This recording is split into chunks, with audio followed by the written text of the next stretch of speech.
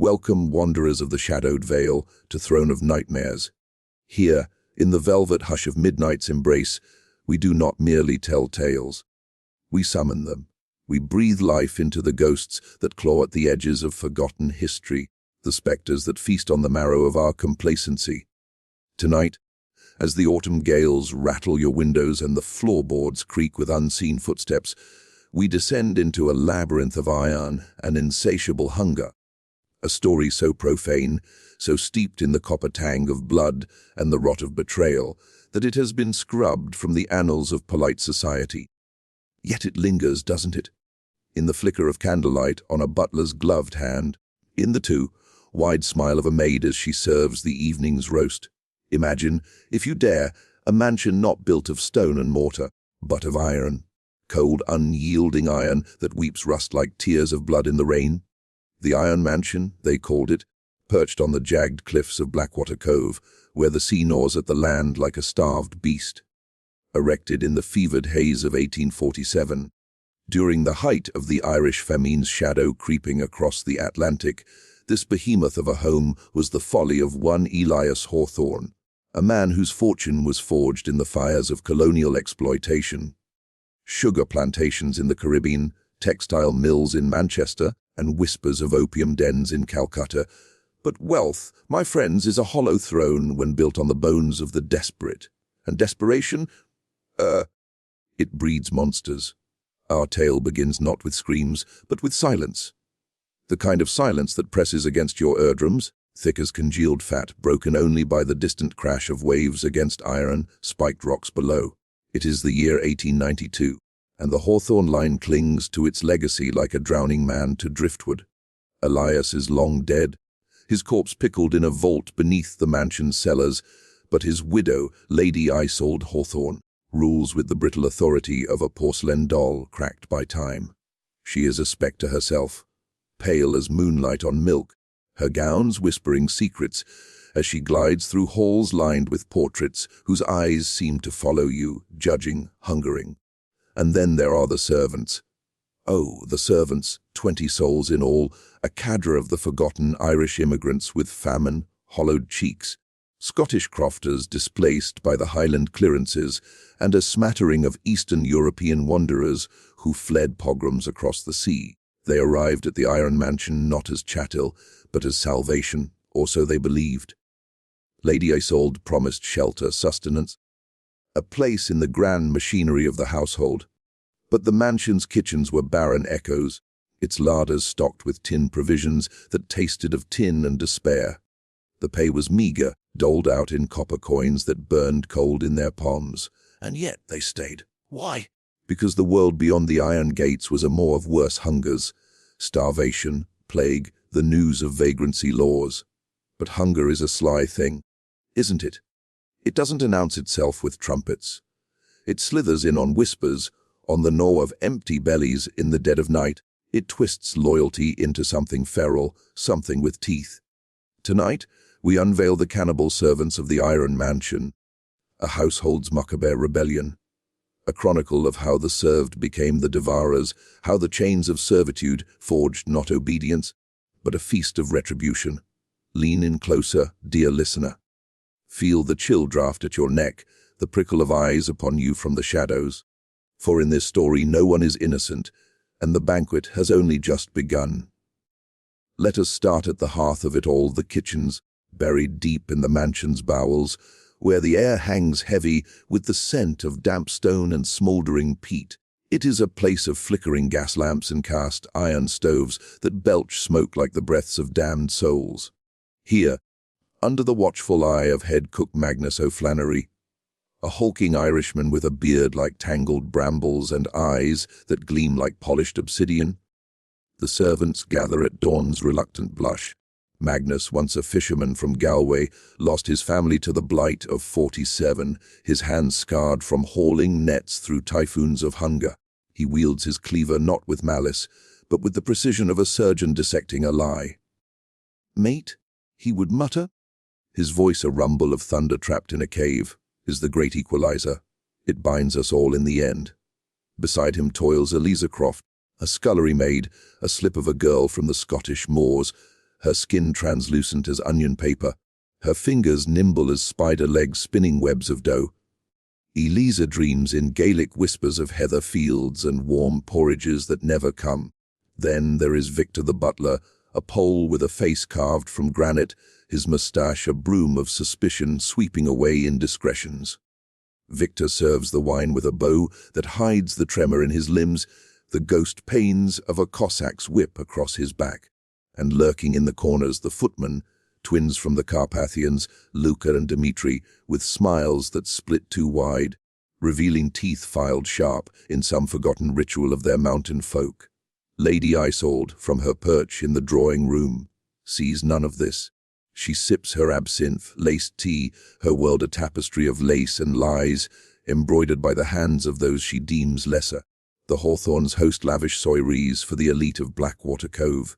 Ship captains flush with pirate gold, industrial barons with soot, blackened souls, feasts where pheasant and venison flow like rivers of excess. The servants watch from the wings, their stomachs a chorus of hollow hymns as platters are carried past, steam rising like incense to gods who do not care. But cracks form in the facade, subtle as the first frost on a windowpane. It begins with the missing scraps. A haunch of mutton vanishes from the cold larder one moonless night. Blame falls on the rats, those eternal scapegoats of the underclass. Then a chambermaid, poor wee Fiona from Dublin, complains of a soreness in her jaw, as if something unyielding had lodged there. She spits a shard of bone into her palm, white and splintered, and Magnus examines it by lamplight. Lamb, he declares, but his eyes betray the lie. Lamb bones do not curve, so do not whisper of a human curve. Whispers spread like mold through the servants' quarters. A warren of damp cells beneath the mansion's east wing, where beds are pallets of straw and the air tastes of mildew and regret. In the dead hour, when the house slumbers under its iron roof that groans like a dying giant, they convene. Magnus presides, his cleaver laid upon the scarred oak table like Excalibur drawn from stone. "We've served him long enough," he growls, his voice weaving through the gloom. "Flesh of the earth for the lords of the manor." But the earth hungers back. Victor nods, his fingers tracing the scars on his wrists, marks from chains long broken, but never forgotten. Elisa, her eyes wide as saucers in the candle's flicker, clutches a rosary of bone beads, murmuring prayers to saints who avert their gaze. The pact is sealed not with blood, but with bread, a meagre loaf, broken and shared, each crumb a vow. They will sustain themselves, they swear, on what the mansion provides. But the larder empties faster now, the hunts for game in the fog, shrouded woods yield less. Desperation sharpens appetites, and appetites turn inward. The first to fall is not a Hawthorn, but old Mr. Greeley. The gamekeeper, a crusty Englishman with a limp and a flask of gin ever at his lips. He vanishes during a storm, his lantern found bobbing in the tide pools below, smashed to flinders. The constabulary rules it accident, a slip on the slick iron stairs. But in the kitchens, Magnus serves a stew that night, thick and savory, with chunks that melt on the tongue like forbidden fruit. The servants eat in silence, the only sound the lap of spoons against bowls, and in their eyes a spark ignites, a feral gleam, the birth of rebellion. Lady Isolde notices the change, of course. The servants move with a new purpose, their steps silent as cats on the prowl, their glances lingering too long on the curve of a throat, the swell of a cough. At dinner, as she picks at her solamandine, she catches Victor staring, his pupils dilated like black moons. "Has the wine not to your liking, my lady?" he asks, his voice silk over steel. She waves him away, but the chill settles in her bones, a premonition of the storm brewing below stairs. And so the tension coils, a serpent in the garden of excess. The iron mansion, with its walls that seem to lean inward, listening, becomes a pressure cooker of suppressed rage. Outside, the gales howl prophecies of doom, the sea a chorus of drowned voices calling for justice. Inside, the air thickens with the scent of something primal, sweat and fear and the faint, metallic tang of blood yet to be spilled. What happens when the devoured rise to devour? When the chains of hunger snap, and the banquet tables turn to altars of reckoning? Hold tight, my shadowed kin, for we have only tasted the appetizer. The main course awaits in the depths of this macabre feast. The rebellion stirs, and with it, horrors that will make your skin crawl like insects in the grave. Stay with me, for the night is young, and the Iron Mansion hungers still. Dawn breaks over Blackwater Cove like a reluctant confession, painting the Iron Mansion in hues of bruised purple and ash grey. The cliffs stand sentinel, their faces scarred by centuries of salt and storm, while the mansion itself squats upon them like an iron-clad gargoyle, its turrets piercing the low-hanging clouds. Fog rolls in from the Atlantic, tendrils coiling around the wrought iron balustrades, muffling the cries of gulls that wheel overhead. Harbingers, perhaps, of the carrion to come. Within the servants' quarters, the air is stale, laced with the sour reek of unwashed bodies and the faint, acrid bite of lye soap. Magnus O'Flannery rises first, as always, his massive frame unfolding from the pallet like a bear from hibernation. His joints creak in protest, echoes of old fractures from brawls in famine-ravaged ports. He lights the stub of a tallow candle, its flame guttering in the draught from cracked walls and pads to the communal wash basin. The water is icy, drawn from a pump that tastes of rust and the sea's brine. As he splashes his face, droplets tracing rivulets down his beard, he meets his reflection in the warped mirror. A man hollowed by want, eyes sunken like pits in a skull. The others stir soon after. Eliza Croft curls tighter under her threadbare blanket, her dreams haunted by visions of moors ablaze with heather, now choked by thistles of memory. She was 14 when the clearances came, her croft burned by lairds in Tweed, who called it progress. Sold to a mill in Glasgow, she spun thread until her fingers bled, then fled across the ocean on a coffin ship, the holds reeking of cholera and despair. The Iron Mansion was to be rebirth, instead it is a tomb with a pulse. She rises, slipping into her uniform, a starched black dress that itches like penance, apron tied with trembling hands. Victor Kowalski, the butler, is already dressed, his livery impeccable despite the moths nibbling at its hems. He polishes his shoes with a rag that was once his mother's shawl, smuggled from Warsaw in the lining of his coat. The pogroms there were biblical. Flames-licking synagogues, Cossacks with sabers thirsty for Jewish blood. Victor survived by hiding in cellars, feeding on rats and rainwater, emerging with a hatred that simmers like vodka in his veins. He serves the Hawthorns not out of loyalty, but calculation. The mansion is a fortress, and fortresses fall from within. The twins, Luka and Dmitry Volkov, share a bunk like wolves in a den, their breaths synchronized in sleep. From the Carpathian peaks, where vampires are not myth but neighbors, they fled after a blood feud with a boyar who claimed their sister's virtue. Their teeth, filed to points in a ritual to ward off Strigoi, click softly as they murmur in Romanian. They are the footmen, silent shadows who carry trays and secrets with equal grace. Breakfast is a ritual of scarcity, watery gruel flavored with salt herring, portions measured by Magnus's unyielding eye. They eat in the scullery, a cramped alcove off the main kitchen, where the walls weep condensation and the floor is perpetually slick with grease. Conversation is sparse, laced with the Gaelic burrs and Slavic inflections that form their private tongue. The mistress calls for the silver, Victor announces, his voice a blade sheathed in velvet, and the young master returns tonight from Eton, fresh meat for the table. A ripple passes through the group, eyes flicking to one another, spoons pausing mid-air. Young Master Theodore Hawthorne, heir to the Iron Throne, is a lanky youth of 17, all sharp angles and sharper appetites. Schooled in the classics at Eton, he returns for the summer with tales of cricket greens and Oxford dreams, oblivious to the forge of resentment below. Last visit he had cornered Eliza in the linen closet, his breath hot with entitlement, hands groping like blind eels. She had escaped with a slap and a stain on her sleeve, but the memory festers. The day unfolds in the mansion's iron grip. The Iron Mansion is a marvel of Victorian excess, its facade a riot of Gothic spires and lancet windows framed in black wrought iron that twists into thorns and serpents. Inside, The halls stretch like veins, pulsing with gaslight that casts long shadows dancing like imps. The grand staircase spirals upward, its banisters cold to the touch, engraved with hawthorn crests, a hawk clutching a bleeding heart. Lady Isolde's chambers occupy the east tower, a sanctum of velvet drapes and ormolu clocks that chime the hours with mechanical indifference. The servants disperse like smoke.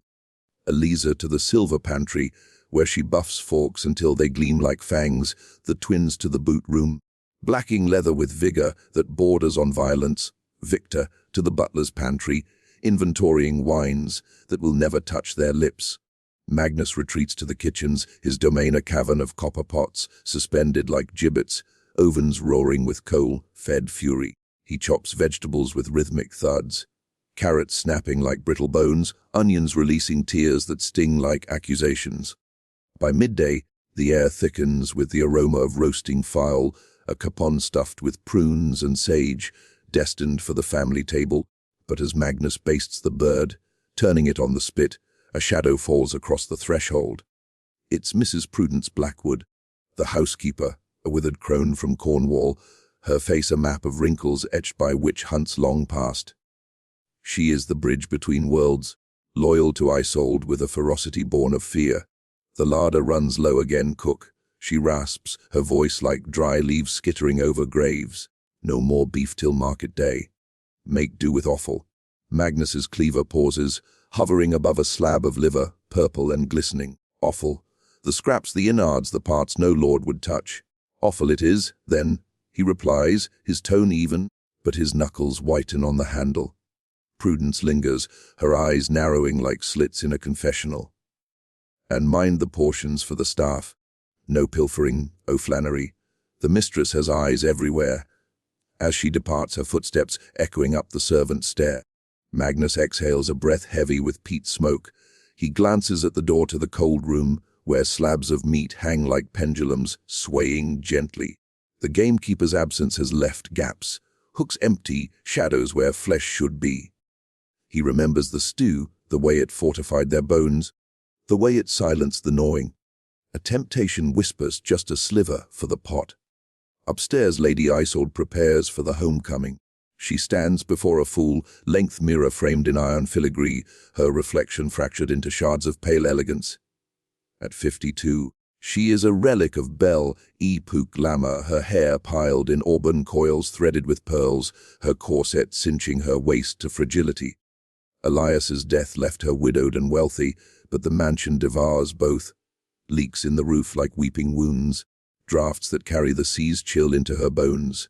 She dabs lavender water at her wrists, masking the faint scent of camphor from her medicinal tonics. Theodore is her anchor, her future, the boy who will marry some heiress and fill these halls with laughter again, or so she dreams. The afternoon wanes, the sun a pallid disk sinking behind the cliffs, bleeding crimson into the waves. The servants converge in the hall, liveried in black and white, a phalanx of deference. Carriages crunch on the gravel drive, guests arriving early for the welcome feast. Captain Hargrove, ruddy, cheeked from rum runs to the Indies. Dr. Elias Montague, a surgeon with hands steady as a hangman's, and their wives, bejeweled vultures picking at gossip.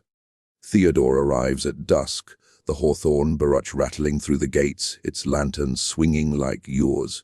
He steps down, tall and coltish, his Eton blazer rumpled, cricket bat slung over his shoulder like a swagger stick. "Mother!" he calls, embracing Isolde with boyish vigor, planting a kiss on her cheek that lingers too long. His eyes, hawthorn blue, scan the assembled servants with proprietorial glee.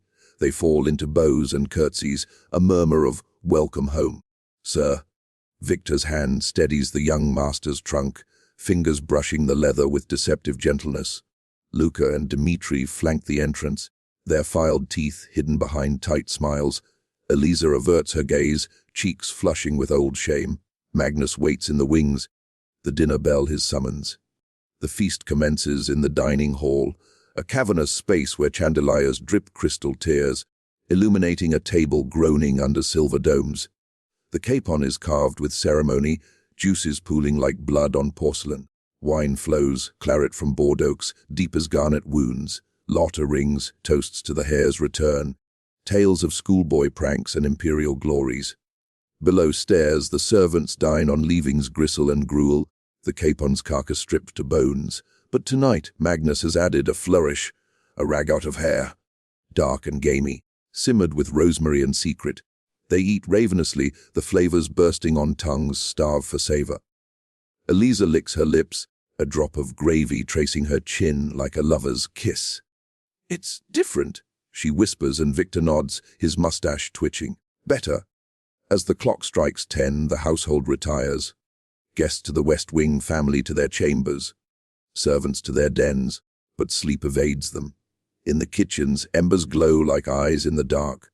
Magnus cleans his cleaver, the whetstone singing a lullaby of edge. The pact renews in glances, the hunger grows, and with it the plan. Tomorrow, the market brings supplies, but also opportunity. A peddler, perhaps, or a vagrant drawn by lights on the cliff. Unseen in the rafters above the cold larder, something rustles. Not rats, but memories, bones picked clean, hidden in niches, awaiting the fire. The iron mansion breathes, its iron lungs filling with the scent of impending storm. Theodore, in his bed, dreams of conquests, Isolde of legacies. But the servants dream of feasts where roles reverse, where the masters are trussed and tenderized. And outside, the fog thickens, swallowing the world. The sea whispers invitations to the deep. The rebellion simmers, a pot on the boil, lid rattling with pressure. What boils over first, loyalty or flesh? The night deepens over the iron mansion, a shroud woven from ink and ice. Stars prick the velvet sky like distant needle pricks, but the fog devours their light, leaving only the mansion's gas lamps as beacons, lures for moths with wings of flesh. In the servants' quarters, sleep is a fitful thief, stealing moments between the creak of timbers and the distant roar of surf crashing against iron reefs.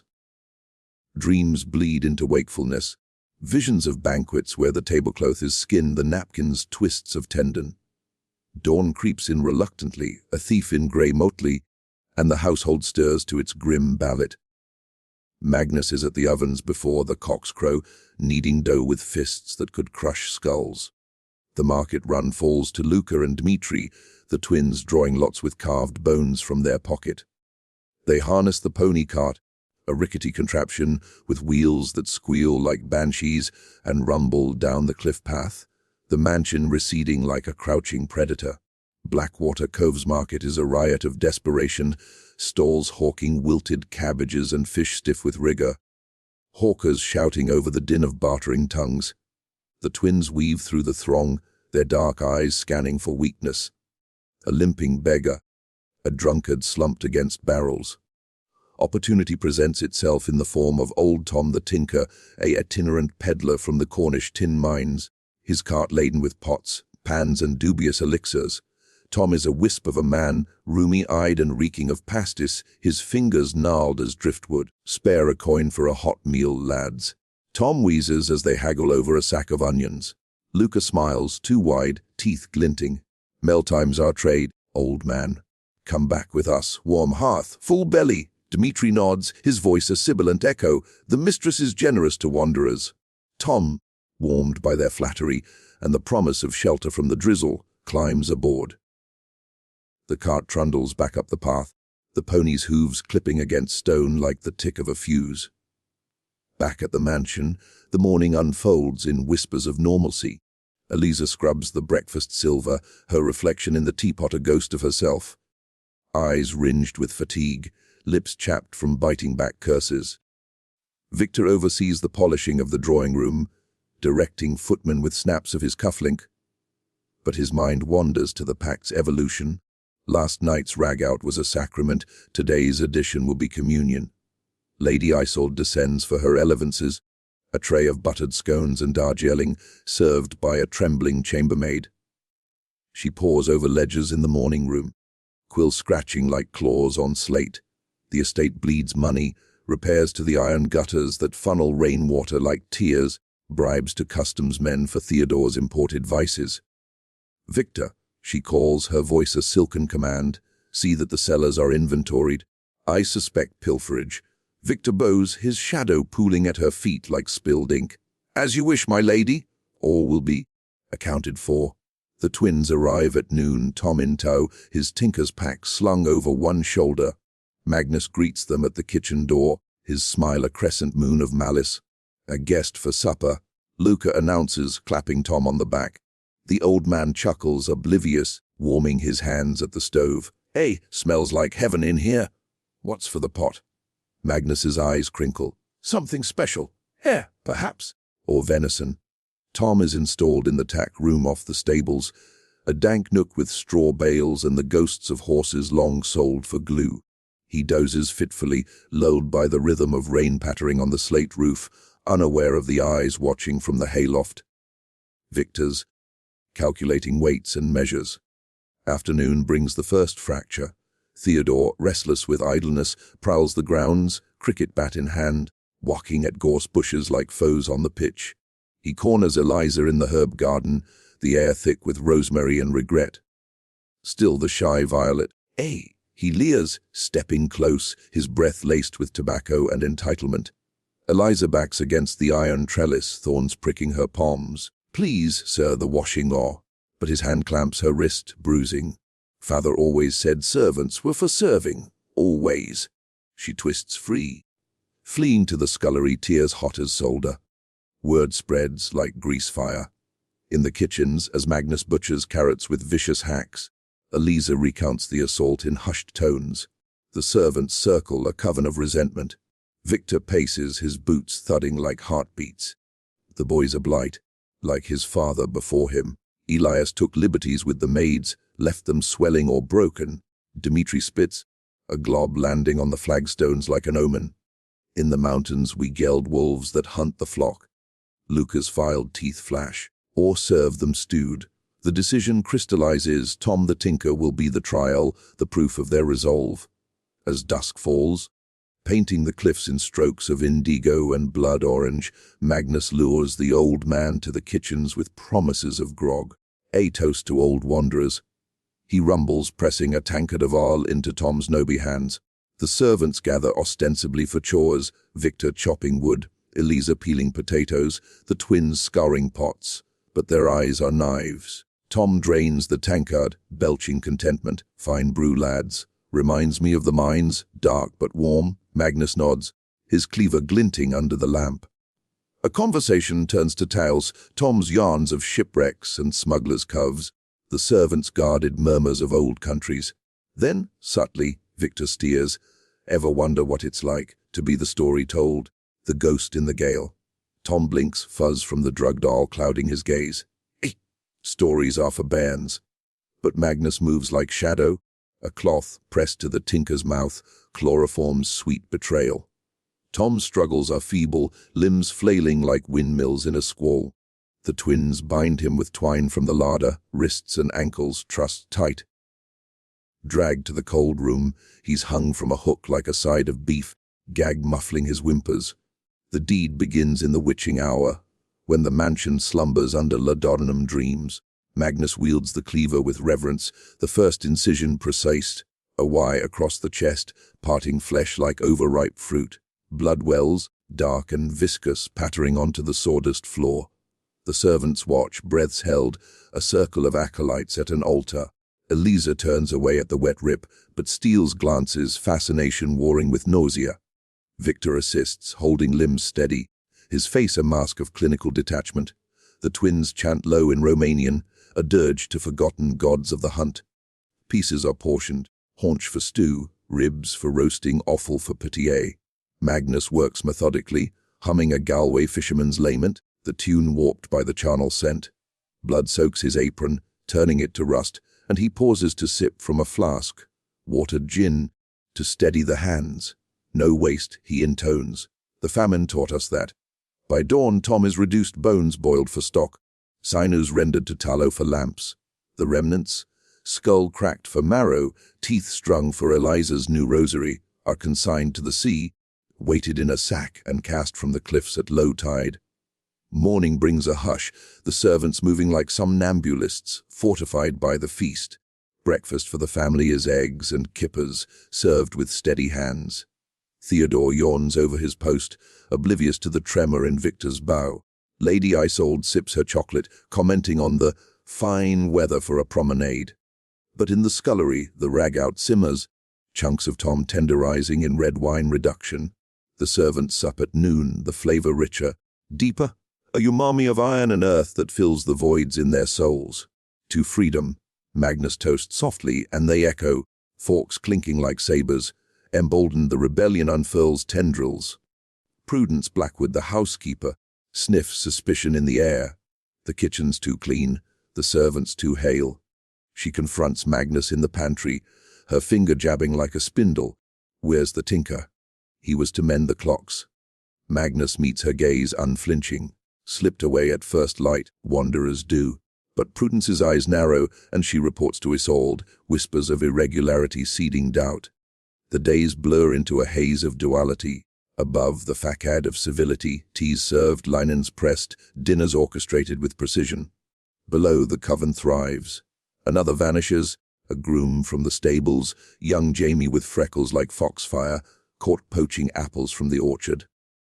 His end is swifter, a garrote in the fog, body portioned in the tack room. The stew that night sings with youth, the servants' cheeks flushing with vigor, their steps lighter on the iron stairs. Theodore senses the shift, a prickle at his nape during evening billiards. Victor chalks his cue with deliberate slowness, eyes locking. A fine shot, sir. Straight to the heart. The boy laughs it off, but sleeps with a pistol under his pillow, dreams plagued by hounds with human faces. Climax brews on the eve of the full moon, when guests fill the halls for a masked ball, revelry to drown the mansion's moans. Costumes swill, Isolde as a Byzantine empress, Theodore as a cavalier with plume and rapier.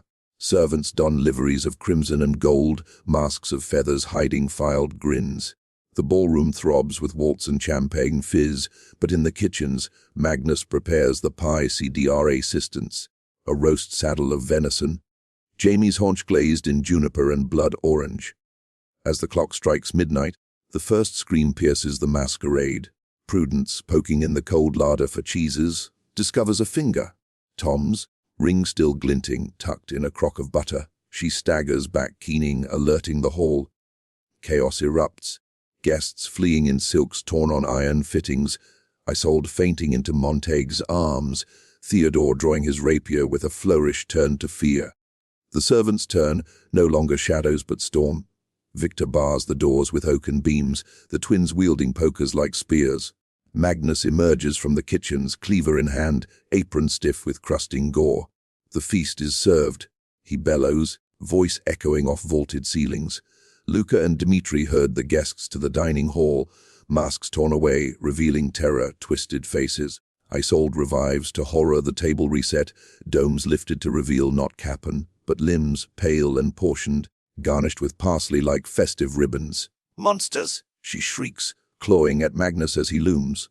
Theodore lunges, rapier flashing, but Victor parries with a carving fork, the clash ringing like bells tolling doom. The rebellion consumes.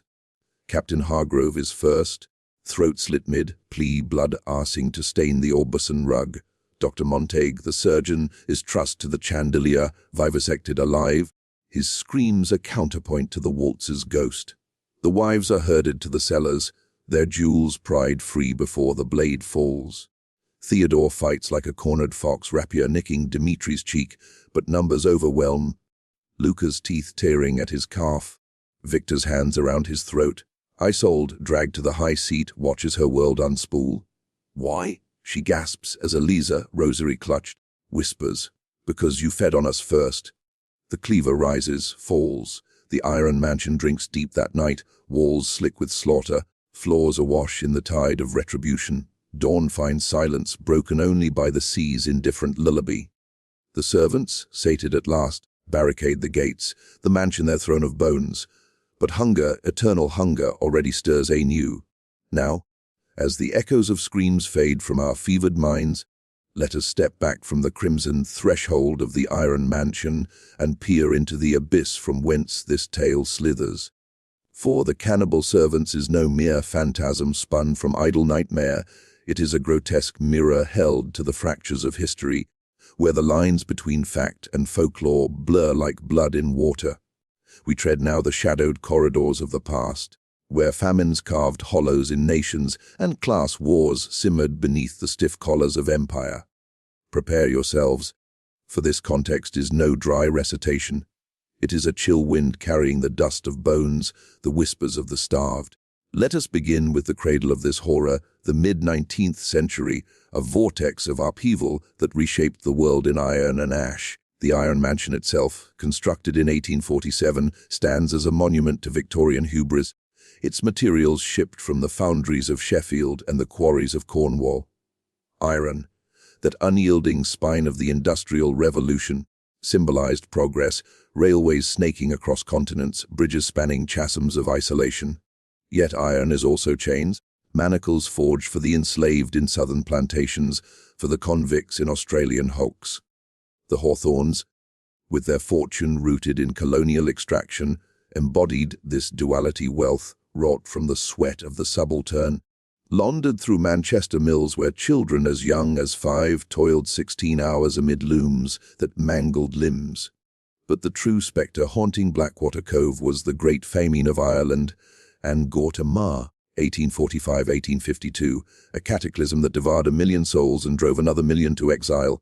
Picture it, potato fields blackening under Phytophthora infestans, a fungus that turned sustenance to slime overnight.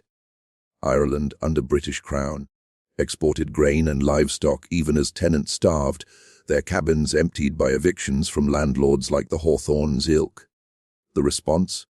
Soup kitchens doling out gruel thin to opacity, workhouses where families were sundered, the able-bodied set to breaking stones for roads to nowhere. Eyewitness accounts, etched in ledgers of horror, speak of fields of the dead. Corpses too weak to bury, grass eaten from gravesides in acts of ultimate desperation. From this inferno emerged survivors like Magnus O'Flannery, coffin ship voyagers who braved typhus-ridden holds to reach America's shores. Folklore bloomed in their wake, tales of the Derg Dew, the blood-drinking crone who rises from famine graves to prey on the wealthy, or the Abartak, a chieftain so vile he was buried thrice, only to claw free and demand tribute in gore. These are not whimsy, but cultural scar tissue. Myths encoding the rage of the dispossessed, where the oppressed invert the food chain, devouring the devourers. Anthropologists like James Fraser in The Golden Bough noted parallels worldwide. Aztec Certicutli rituals consuming captives to appease gods of scarcity, or the Wendigo of Algonquian lore, a Wendigo psychosis where starvation twists men to cannibalistic goals. Across the Irish Sea, Scotland's Highland clearances, a 1750-1860 echoed this trauma. Lairds, aping English efficiency, evicted crofters for sheep pastures, burning homes in improvements that left glens as barren as moons. The 1840s potato blight amplified the purge, driving folk like Eliza Croft to urban slums or emigration. Scottish ballads, sung in Gaelic keening, immortalized the year of the burnings. Songs of spectral sheep devouring men, or the each usage, water horse that lures the hungry to watery graves. Cultural historians, poring over Walter Scott's romanticized tartans, uncover the grit. Oral histories from the Hebrides recount black dinners, feudal feasts where traitors were served their own kin, heads baked in pies as Tudor-style retribution. Victor and the Volkov twins draw from Eastern Europe's cauldron. The Pale of Settlement, that Russian cordon for Jews festered with pogroms, 1881's waves of violence, sparked by Tsarist scapegoating after Alexander II's assassination. Mobs, inflamed by rumors of ritual murder, blood libels tracing to 1144 Norwich, where Christians accused Jews of crucifying boys for matzo. Raised shtetls leaving cellars slick with slaughter. Polish and Ukrainian folklore responds with golems, clay guardians animated to protect the vulnerable, and strigoi, undead kin who feast on the living, filed teeth a ward against their bite. The Carpathians, cradle of Dracula's Bram Stoker myth, inspired by Vlad the Impaler, 15th century Wallachian voivode who dined amid forests of skewered foes. Team with vampire cycles tied to famine cycles, 1848's revolutions there saw peasants stringing boyars from gibbets, their manors looted for salt to preserve the harvest of the fallen. Weave these threads, and the Iron Mansion emerges not as fiction, but archetype. Victorian England at its zenith hid rot beneath gaslight glamour. Charles Dickens chronicled workhouses in Oliver Twist, where gruel begs more, but real scandals lurked. The 19th century baby farming rings, where unwed mothers paid slumlords to, or adopt infants, only for the tots to be starved or smothered for insurance payouts. Or the 1888 Jack the Ripper murders in Whitechapel, eviscerations amid East End squalor, where prostitutes, many Irish famine orphans, were portioned like meat in a cannery. Press sensationalism dubbed it leather apron, evoking the slaughterhouse trade that employed the desperate. Globally, cannibalism's shadow loomed large.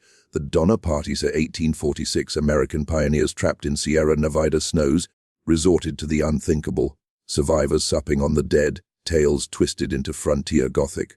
In colonial Africa, Leopold VII's Congo Free States 1885-1908 saw forced labor yield rubber at the cost of limbs hacked for quotas, villages pacified by eating their chiefs in ritual humiliation. Missionaries' journals, sanitized for London parlors, hint at reciprocal horrors. Porters consuming overseers in mutinies.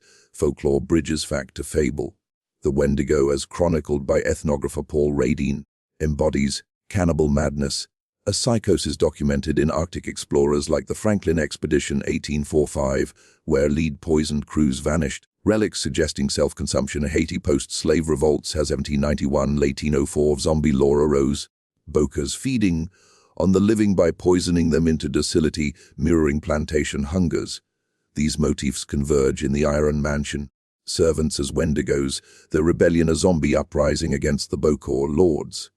Yet authenticity chills deeper in Blackwater Cove's own whispers. Local histories buried in Cornish folios recount the Tin Devil's Feast of 1832, a miners' strike where evicted workers stormed a mine captain's hall, the aftermath yielding missing ledgers and a sudden glut of game in taverns. No records name cannibals, but ballads linger. The iron pot boils red, sung in smugglers' dens of servants who turned the spit on master's hide. This tapestry, famine's forge, folklore's fangs, lends our tale unsettling verity. The Hawthorns, fictional yet archetypal, echo absentee landlords like the Marquis of Sligo, who exported food amid blight, the servants' macabre turn, a distorted echo of 1798 Irish rebellion, where united Irishmen devoured British hearts in oath rituals, or the 1916 Easter Rising's blood sacraments. As we emerge from this historical fog, note the authenticity's bitey. These events scarred psyches, birthing a cultural lexicon of inverted feasts. The Iron Mansion's rebellion is no aberration. It is the repressed roar of the underclass, given voice in gore. And in our time, as inequalities nor a new food deserts in megacities, migrant crises echoing coffin ships, does the hunger not stir still? Listen close, for the past's bones rattle warnings, and the pot simmers eternal. With the blood barely congealed on the Iron Mansion's floors, let us not flee the scene, but dissect it, layer by flayed layer, like Magnus with his cleaver parting sinew from bone. For the cannibal servants transcends its visceral shocks. It is a scalpel to the human condition, carving open universal fears that fester in every breast, the dread of betrayal by those we deem beneath us, the primal terror of our own consumptive nature, the psychological rot when power devours the soul. We venture now into the thematic catacombs, where symbols loom like totems in the gloom and cultural traumas echo like thunder in a hollow chest. Tread warily, for analysis here is no academic detachment. It is a mirror held to your own hungers, reflecting shadows you dare not name. At its core, this tale is a parable of inverted hierarchies, a grotesque inversion of the Victorian social order where the upstairs, downstairs divide was as rigid as the mansion's iron gates. The servants embody the proletariat's suppressed rage, their cannibalism a hyperbolic metaphor for class warfare. Karl Marx, in Capital's 1867, described capitalism as vampiric. Capital comes dripping from head to foot, from every pore, with blood and dirt, exploiting labor until the worker is but a husk. The Iron Mansion literalizes this. The Hawthorns feed on the servants' toil, their larder stocked by colonial plunder, while below stairs starves. The rebellion's feast reverses the dialectic, thesis of oppression, antithesis of uprising, synthesis in mutual devouring. Psychologically, it evokes Frantz Fanon's The Wretched of the Earth 1961, where colonized minds internalize inferiority until violence cathartically reclaims agency. Here, the servants' filed teeth and bone rosaries are talismans of decolonization, turning the master's gaze into prey. Yet deeper lurks the symbolism of hunger, not mere gastronomic want, but existential veracity. Hunger in folklore is never literal. It is the Ed Unchained, Freud's oral stage writ large, where incorporation becomes domination. The servants' pact, sealed over broken bread, echoes the Eucharist inverted body and blood, not divine redemption, but profane retribution. Julia Kristeva's Powers of Horror 1980 terms this objection. The horror of boundaries breached, self-mingling with other in the ultimate taboo, cannibalism. Eating Tom the Tinker is no accident, it is ritual incorporation, absorbing the outsider to fortify the collective against the mansion's maw. Universally, this taps the fear of consumption. We are what we eat, but also what eats us. Society devours the individual, turning dreamers to drones, lovers to laborers. The mansion itself is a character, a labyrinthine symbol of entrapment and surveillance, akin to Kafka's The Trial, where bureaucracy becomes castle. Its iron, cold, corrosive, mirrors Jeremy Bentham's Panopticon, the ideal prison where the watched internalize the gaze. Lady Isolde's eyes everywhere are panoptical, enforcing docility. The servants' rebellion shatters the lens, turning voyeurs to victims. Architecturally, Gothic revival elements, spires as fangs, balustrades as barbs, evoke Anne Radcliffe's terror sublime, where the subliminers are at vastness, tips to horror, dread of enclosure.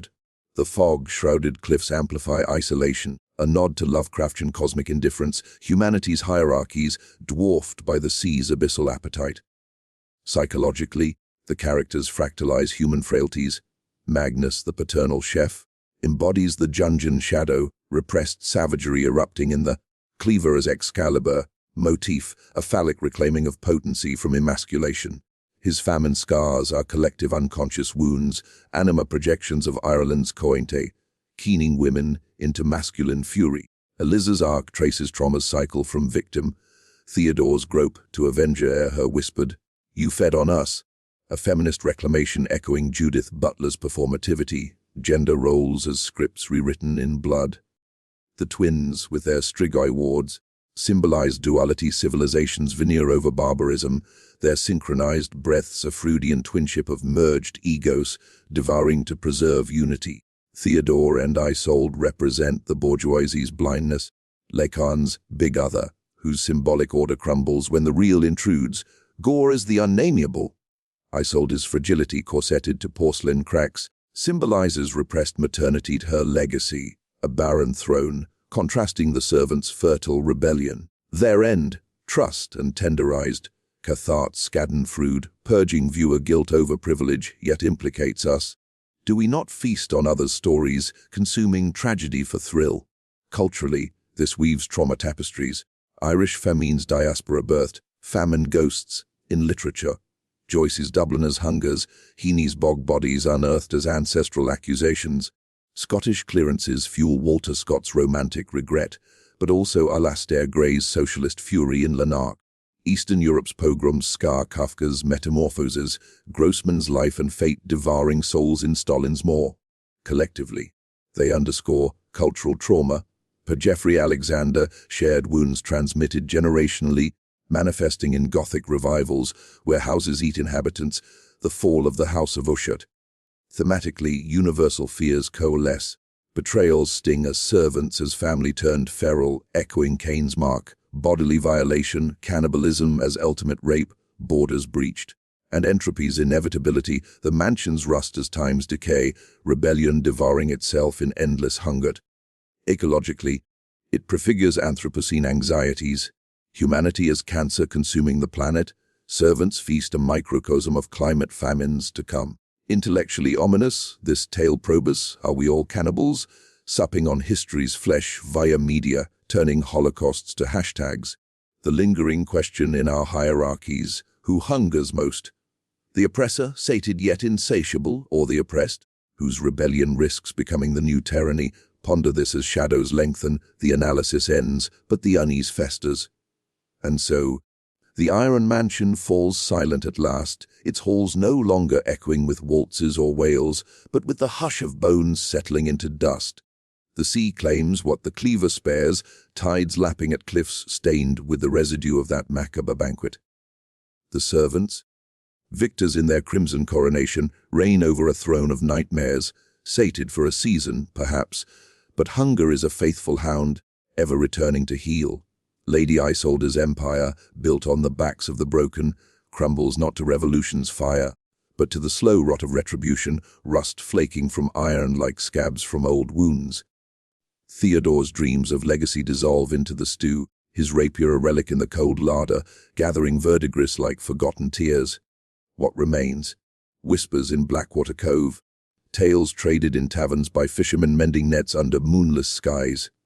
The constabulary, dispatched from distant London, finds naught but empty hooks and a ledger of vanishings. 20 souls ascended, they murmur, to some working-class Valhalla. No trials, no scaffolds, the empire averts its gaze from its own entrails. The mansion stands to this day, they say, though boarded and forsaken, its windows blind eyes weeping condensation like